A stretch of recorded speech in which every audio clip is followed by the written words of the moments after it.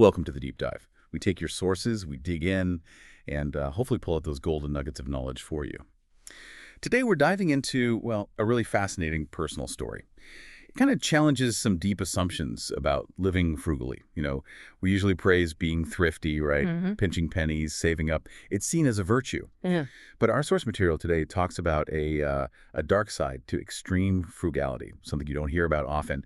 It shows how a strategy that's meant to free you can actually, well, trap you in a different way. So our mission today, let's unpack this unique view, understand these hidden traps, and explore a path towards, real balance and joy, not just piling up cash. That's right. And it's true, the initial pull towards frugality, it often comes from really powerful, very relatable places, security, freedom from work. But what's so interesting here for you to think about is how that strategy, the one designed for freedom, can sort of paradoxically lead to a different kind of confinement. We'll look at how this person's perspective evolved and what that might mean for your own financial thinking. Okay, let's unpack this journey then. Our source started living, as they put it, pretty frugally and honestly. That sounds like a massive understatement. We're talking meticulous penny tracking, only buying groceries on sale, wearing clothes until they literally fell apart. And get this, putting up with the world's most uncomfortable couch for 5 whole years. I'm picturing something truly awful, like maybe found on the curb. That's serious commitment. It is striking, isn't it, that level of discipline? But the really compelling part is the why, the purpose behind it all. This wasn't just saving for saving's sake or some vague future goal. Exactly. And that's where it gets really interesting. The motivation wasn't just, deprivation. Our source saw frugality as a tool or a strategy, a way to get what they most wanted by sacrificing less important things. Yeah. And the number one goal, to lessen my reliance on my job and basically escape the rat race as soon as possible. This wasn't just mild dislike for work. It sounds like deep unhappiness, forced early mornings, bad colleagues, no energy left for life. They were running from something. You've nailed it, a key point there. The driver wasn't just, I should save. It was this profound dissatisfaction, this urgent need to take back my life. And that emotional core, it colored every single financial choice. It wasn't just numbers on a spreadsheet. It was a daily calculation of freedom, which raises a big question for you, doesn't it? When frugality is your main weapon to escape misery rather than build happiness, how does that shape your whole view of money? What do you really gain or lose? And the escape plan was so calculated, almost mathematical. Our source literally translated every purchase into how long would I have to work to afford this? So say $12 an hour. New shoes might mean an entire day of work, or maybe $20 an hour, a simple meal out. That's 2 to 3 hours of work. The internal thinking was, what tastes better than a cheap burger and beer? 2 to 3 hours of not being at that awful job. It wasn't just about the money itself, but the emotional cost of earning it. Hating the mornings, the people, feeling drained, that fueled the aggressive saving. That's a powerful psychological trick to play on yourself, isn't it? The logic was clear. Save as aggressively as possible now, retire early, or at least go part-time in a few years. And look, on paper, it worked initially. It built discipline, saved a good chunk of money every month, moved her closer to that financial finish line. So the strategy, in terms of pure accumulation, it was effective. But as we're about to see, that wasn't the full picture. Right. So you'd think, okay, savings piling up, independence getting closer, that must feel great, right? Yeah. But here's the twist. Frugality, this cheat code to freedom. It started showing its dark side. Yeah. Yeah, the money was there, but our source realized she wasn't really enjoying it the way I had hoped. Right. Why? Because of this deep, almost constant anxiety. Doing anything that involves spending money caused me anxiety. And this is exactly where the freedom strategy backfires. It creates a new prison, an emotional one. It's a classic case of the means becoming the end, The whole point was to enjoy life more, but the strict saving started actively preventing that enjoyment. The irony is pretty stark. Saving like crazy to escape a miserable life, but making your current life miserable too, just differently. And that anxiety wasn't abstract. It showed up in real life. Like being reluctant to start new hobbies if they cost money, buying equipment, paying for classes. Nope. Imagine wanting to learn guitar, but the thought of buying strings makes you feel guilty. Or that awful feeling the day after dinner with friends, thinking that one meal cost as much as a whole week's groceries. Every single purchase that wasn't absolutely necessary felt like it was dragging myself further from the finish line. That freedom point she craved, it sounds exhausting, like a constant mental battle where spending anything feels like a defeat. The irony really bites deep there. Didn't want to be miserable at work forever, right? But also didn't want to just sit around at home doing nothing when she got there. So yeah, she felt caught between a rock and a hard place. The finish line started to feel, well, pointless.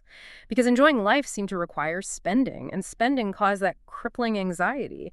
It really underlines how vital it is to look at the roots of our money habits. Is your frugality a conscious choice, building towards something positive? Or is it just a panicked reaction, running away from something negative? Like our source found out, those underlying motives, they totally change the experience. They can turn empowerment into limitation. Yeah, feeling totally stuck like that. It forced a major rethink, a moment of serious reflection. She started asking herself these huge questions. If money was no object, how would I want to spend my time? Hmm. And maybe even more critical, what exactly is it about work that I hate so much? Hmm. And the big one, is there a world where I could actually find balance? These are like life questions, not just money questions. That's a huge psychological shift, isn't it? Moving from just reacting, desperately trying to escape, to being proactive, trying to define and actually build satisfaction. The logic started changing for her. If making money didn't have to feel so painful, then maybe spending it wouldn't have to be either. Mm. That's quite an elegant thought, really. Connecting earning and spending, realizing both are tied to your emotional state. And the first practical step she saw, self-employment. The thinking was, being your own boss would immediately eliminate certain miseries from her old job.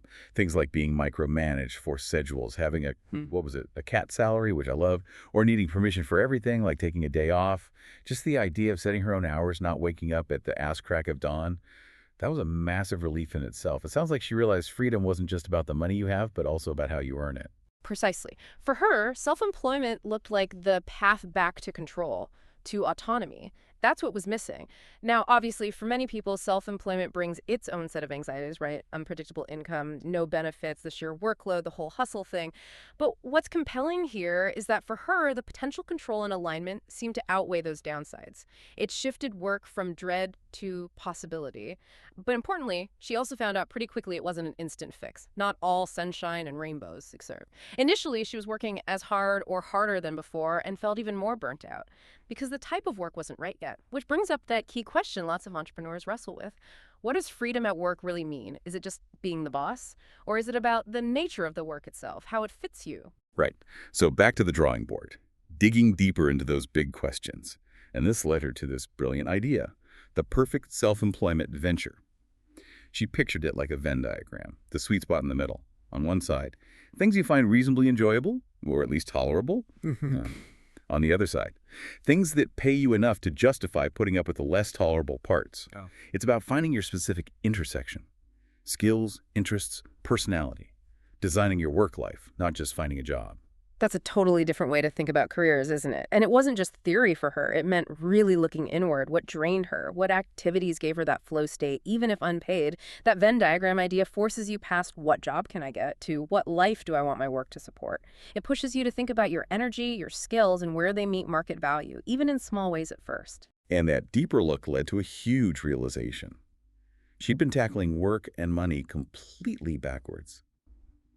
Instead of just looking for jobs to avoid stuff early mornings, micromanagers, boredom, she finally asked, what do I actually want? And what she wanted. Variety in my week, feeling productive without the monotony, being creative and expressive. And crucially, something scalable, where her income wasn't just tied hour for hour to her input, avoiding that trap of just needing more hours for more money. Yeah, she knew exactly what she didn't want, but hadn't really defined what she did want. Big difference. And once she did, things started clicking. That portfolio approach totally reframes work. It's not this one big scary thing to escape anymore. It's a collection of activities, each adding purpose, maybe enjoyment, like building a side hustle stack. Totally. And this new focus led her to actually start things.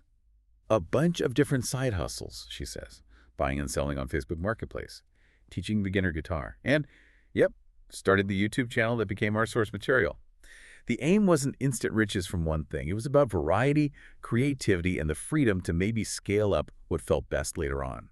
She wasn't just building income streams. She was building a life she didn't feel the need to run away from. And that is the absolute key difference. Even though she ended up juggling multiple jobs, a friend called her the hardest working lazy person.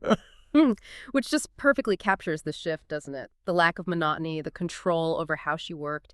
It made even long hours feel okay, sometimes even good. Work changed from something to dread into, well, a series of interesting challenges she chose. And here's another really surprising bit. For quite a while, her actual income, it hadn't increased much, still around the median for her area. So this wasn't about suddenly getting rich, but her attitude towards money started to change massively.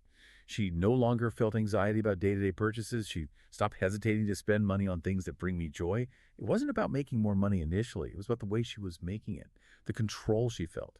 That's powerful stuff. It really is. The contempt for work decreased by a lot because she wasn't spending all day every day doing something I hated. Spending money didn't feel like such a loss. If she needed more, she felt she could just get back to work and making more.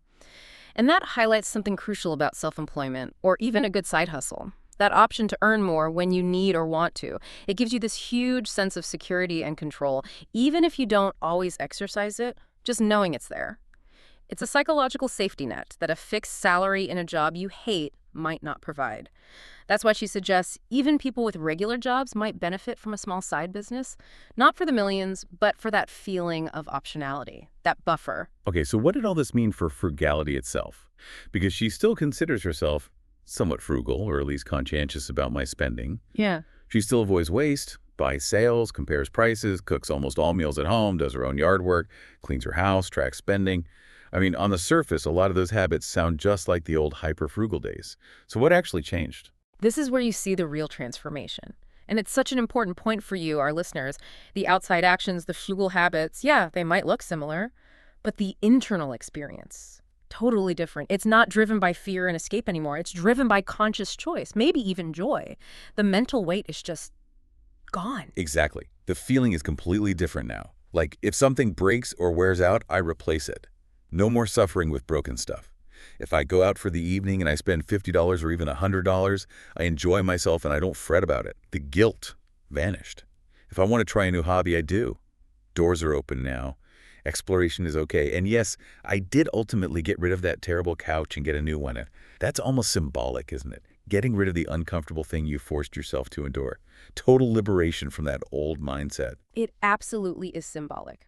Her insight is that the ability to let go of a scarcity mindset comes not necessarily from making more money, but from making money in a way that you enjoy, or at least that you don't hate. That's profound. It's about building a life that you don't feel the need to run away from. In that kind of life, even a modest income doesn't feel restrictive because it's not costing you your sanity to earn it. It helps us see the line between healthy, intentional frugality aligned with your values and that anxious, scarcity-driven hyperfrugality. Taking that step back, looking at the whole journey, she concludes that hyperfrugality is almost always rooted in a scarcity mindset. And that scarcity mindset, it's almost always rooted in unhappiness, in a feeling of needing to escape from something. A bad job, relationship, living situation, whatever it is. The big takeaway, the core insight is when you start focusing on what you want rather than what you want to run away from, everything changes. That's a powerful idea, and it applies way beyond just money, doesn't it? It touches every part of building a life that actually feels good. Wow, what an incredible story, and yeah, a really thought-provoking deep dive today. From that intense, escape-driven hyperfrugality to finding this joyful balance through work she designed and spending that feels conscious, not anxious. It's such a clear reminder. Our relationship with money, it's tied so tightly to our relationship with work and ultimately to our own happiness, our mental state. The big change wasn't just about getting more money. It was about finding a way to make money that killed that contempt for work and finally brought freedom from the anxiety. Which really brings up a crucial question for you, our listener, to maybe sit with for a bit. In your own life, what are you running away from and what are you genuinely running towards? How might shifting your focus from what I don't want to what I do want, how might that change your approach to your money, your work, just your overall well-being?